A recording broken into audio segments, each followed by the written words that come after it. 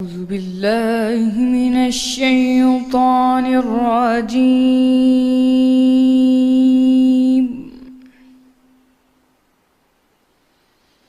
بسم الله الرحمن الرحيم.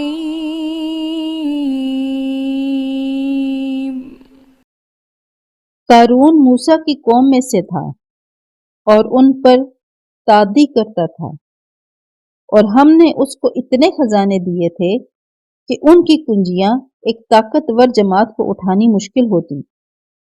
جب اس سے اس کی قوم نے کہا کہ اترائیے مت، کہ اللہ اترانے والوں کو پسند نہیں کرتا، اور جو مال تم کو اللہ نے عطا فرمایا ہے اس سے آخرت کی بھلائی طلب کیجیے اور دنیا سے اپنا حصہ نہ بھلائیے، اور جیسی اللہ نے تم سے بھلائی کی ہے ویسی تم بھی لوگوں سے بھلائی کرو، اور ملک میں طالب فساد نہ ہو، کیونکہ اللہ فساد کرنے والوں کو دوست نہیں رکھتا۔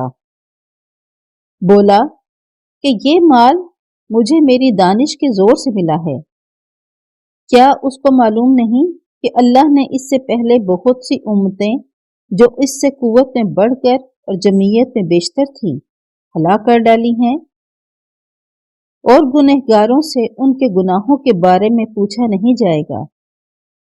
تو ایک روز قارون بڑی آرائش اور ٹھاٹھ سے اپنی قوم کے سامنے نکلا۔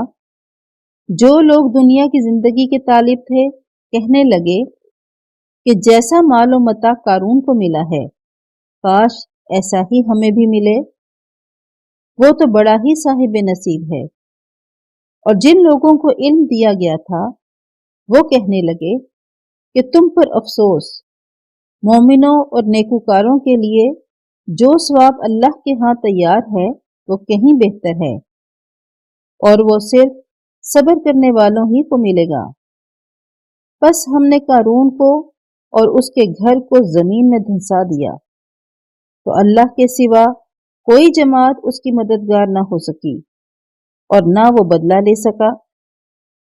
اور وہ لوگ جو کل اس کے رتبے کی تمنا کرتے تھے صبح کو کہنے لگے، ہائے شامت، اللہ ہی تو اپنے بندوں میں سے جس کے لیے چاہتا ہے رزق فراخ کر دیتا ہے اور جس کے لیے چاہتا ہے تنگ کر دیتا ہے۔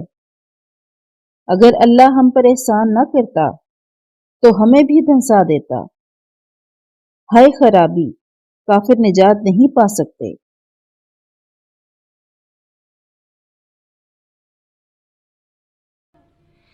صدق اللہ